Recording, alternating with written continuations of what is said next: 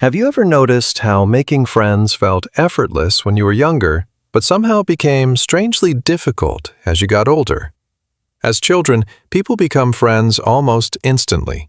You sit next to someone in class for a week. You play the same game. You laugh at the same stupid thing once, and suddenly, you're friends. No overthinking, no strategy, no fear of rejection. But adulthood feels completely different. People slowly become more isolated. Friend groups shrink. Conversations become surface level, and many adults secretly feel lonelier than they admit. The strange part is that this happens to almost everyone. Even people who seem socially successful often feel emotionally disconnected underneath. So why does friendship become harder with age? Because the human brain changes socially as life becomes more complicated. When humans are young, connection happens naturally because life constantly forces proximity. School, neighborhoods, sports, college. People repeatedly see the same faces every day, and psychologically, repeated exposure creates familiarity. Psychologists call this the mere exposure effect. Humans naturally feel more comfortable around people they repeatedly encounter. That's why friendships in childhood form so easily. Not because children are socially smarter, but because their environment constantly creates opportunities for connection. Adult life removes much of that structure. People stop being surrounded by communities automatically. Now friendships require intentional effort, and effort becomes harder when people are exhausted. Modern adulthood revolves around survival: work, bills, stress, responsibilities. People become mentally overloaded. And when the brain is overwhelmed, social energy decreases dramatically. Because socializing actually requires psychological resources, attention, emotional openness, vulnerability, and exhausted humans slowly stop offering those things. This creates one of the biggest hidden causes of adult loneliness. People wait for friendship to happen naturally again, in environments that no longer naturally create friendship. But there's something even deeper happening psychologically. As humans grow older, they become more emotionally cautious. Children approach connection openly. Adults approach connection defensively. Because adulthood usually comes with emotional scars: rejection, betrayal, abandonment, disappointment. Over time, painful experiences teach the brain to become protective, and protective brains become socially careful. People stop saying exactly what they feel. They stop trusting quickly. They stop risking vulnerability. Because vulnerability creates uncertainty, and uncertainty feels dangerous to the nervous system. This is why many adults crave deep connection, while simultaneously avoiding the emotional risks required to create it. Humans want intimacy, but fear rejection. They want understanding, but fear judgment. So conversations remain safe, predictable, surface level. People talk about work, weather, entertainment, but rarely about fear, loneliness, insecurity, regret, or emotional pain. And without emotional honesty, many friendships never move beyond politeness. Modern technology makes this even stranger. Humans are now more connected digitally than ever before, yet emotionally disconnected in real life. Social media creates the illusion of social fulfillment. You see people constantly, react to stories, like photos, send memes. Your brain receives small doses of social stimulation, but psychologically, passive interaction is not the same as genuine emotional connection.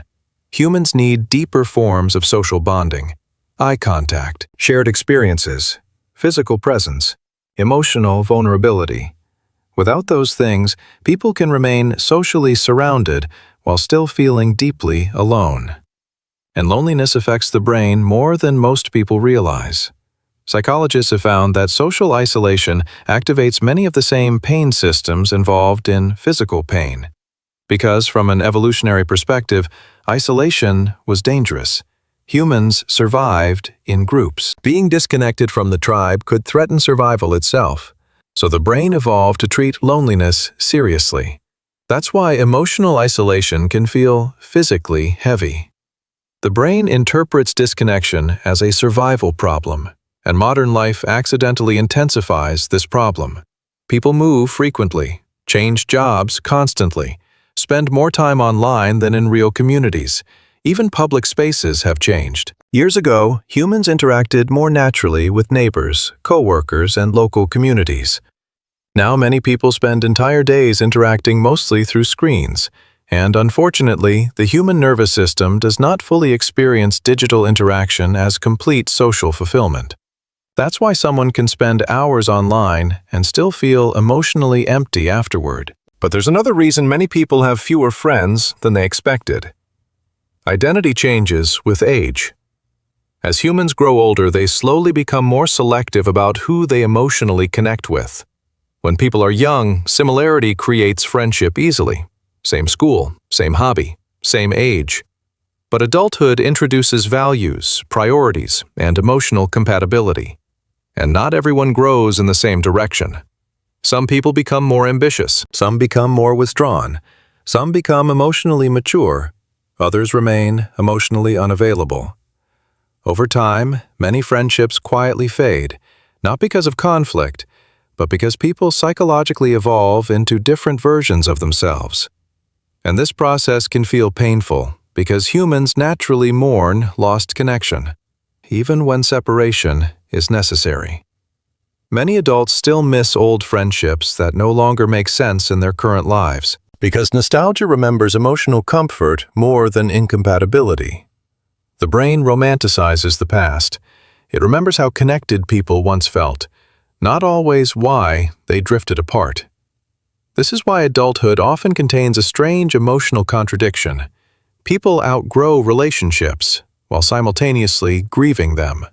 And sometimes people stay attached to old friendships long after they've stopped feeling emotionally healthy, because humans fear loneliness more than incompatibility. This is important psychologically. Loneliness can make people tolerate relationships that no longer nourish them emotionally. Friendships based only on history, only convenience, only habit, not genuine connection anymore. And eventually many adults realize something uncomfortable.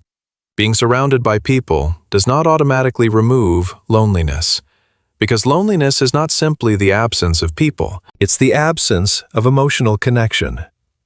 Someone can have dozens of acquaintances and still feel unseen internally. This is why emotionally deep conversations often feel incredibly powerful. Humans desperately want to feel understood, not just observed, understood. And this becomes harder in modern culture because people increasingly perform versions of themselves socially instead of revealing themselves honestly. Everyone wants to appear confident, successful, interesting, put together. But very few people openly admit, "I feel lost sometimes. I feel lonely too. I'm struggling mentally. I don't fully know what I'm doing." Ironically, emotional honesty is often what creates real connection, because vulnerability gives other humans permission to lower their defenses too. But modern culture rewards image more than honesty, so people slowly become emotionally hidden from each other. And hidden people struggle to feel deeply connected. There's also a psychological reason friendships become smaller with age. Humans become more aware of emotional energy. Young people often maintain large social circles because energy feels endless. Adults become more selective because emotional exhaustion becomes real. Time becomes limited. Mental bandwidth becomes limited. And eventually people realize they would rather have a few emotionally safe relationships than many shallow ones. This is why friendship quality matters far more psychologically than friendship quantity. One emotionally safe friendship can reduce stress more than dozens of superficial interactions. Because emotional safety allows the nervous system to relax, humans psychologically need spaces where they do not feel judged, evaluated, or emotionally guarded all the time. And unfortunately, many people rarely experience that anymore, especially men. Many men are socially conditioned to suppress emotional vulnerability from childhood. Be strong. Don't cry. Handle it yourself. Over time, many men learn how to socialize. without learning how to emotionally open up, which is one reason male loneliness has become such a major psychological issue in modern life. People can spend years surrounded by casual friendships while never feeling emotionally known by anyone. And eventually, emotional isolation changes behavior. People stop reaching out, stop initiating, stop expecting connection to work. Psychologists sometimes call this social learned helplessness. When repeated disconnection happens long enough, the brain slowly assumes future connection may also fail. So people withdraw preemptively to avoid disappointment. This creates a painful cycle. Lonely people often isolate themselves more, which increases loneliness further. And over time, social anxiety can quietly develop. Not because someone hates people, but because emotional isolation makes human interaction feel psychologically unfamiliar again. Humans become rusty socially. Overthinking increases. Self-consciousness increases. Fear of awkwardness increases. And unfortunately, modern social media intensifies comparison constantly. People see friend groups online, parties, trips, relationships, and the brain starts assuming, everyone else is socially fulfilled except me. But social media rarely shows emotional reality. Many people surrounded by others still feel deeply disconnected internally.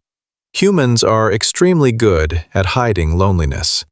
Because loneliness often carries shame, people assume loneliness means something is wrong with them socially. But psychologically, loneliness is often simply the result of modern life structures colliding with ancient social needs.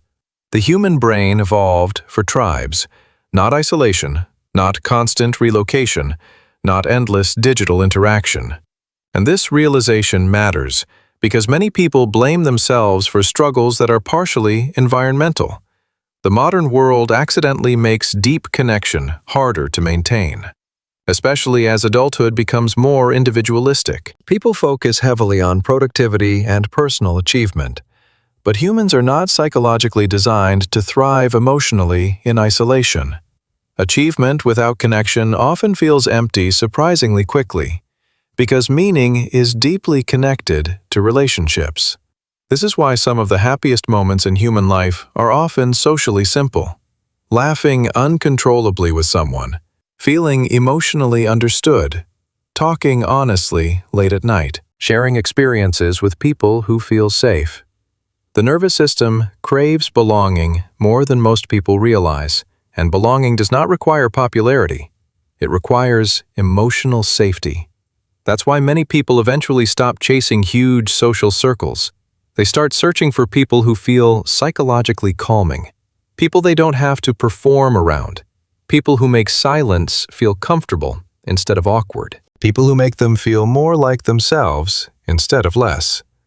And perhaps this is one of the strangest parts of adulthood. Many people spend years trying to be liked by everyone, before realizing they only truly needed a few real connections all along. Because deep down, most humans are not actually searching for endless attention. They are searching for emotional home, someone who understands them without constant explanation, someone they can emotionally rest around, someone who makes the nervous system feel safe instead of alert.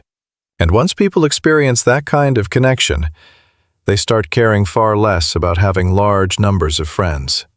Because psychologically, humans do not need to feel socially impressive. They need to feel genuinely seen. And maybe that's why having fewer friends as you grow older is not always failure. Sometimes it simply means your brain stopped chasing social quantity and started searching for emotional truth instead.